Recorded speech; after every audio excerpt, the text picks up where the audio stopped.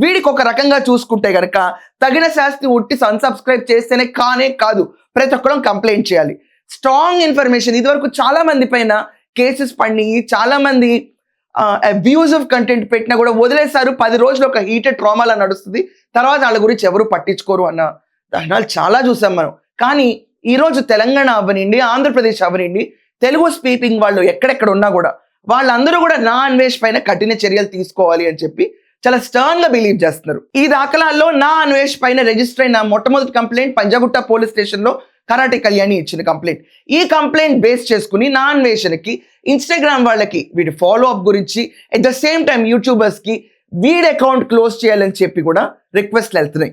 So ఈ తరుణంలో మనం అబ్జర్వ్ చేస్తే కనుక ఎస్, నా అన్వేషణ అకౌంట్ యూట్యూబ్ అవనండి, ఇన్స్టాగ్రామ్ అవనండి, మొత్తం క్లోజ్ అయ్యే రోజులు దగ్గర పడ్డాయి.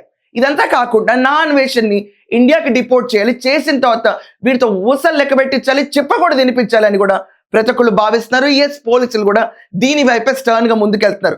ఎందుకంటే ఒక మహిళని కించపరిచి బతికి బట్టగట్టిన చాలా మంది ఉన్నారు, ఇది నిజం, దీంట్లో ఎక్కడ అబద్ధం లేదు. మనం చూస్తామంటే ఉమెన్ ని తిట్టేసిన తర్వాత కూడా పోలీసులు ఎక్కడ మూమెంట్ కనిపించదు. ఓ 10 రోజులు అరుస్తారు, అందరూ పడుకుంటారు, ఇది వాస్తవం.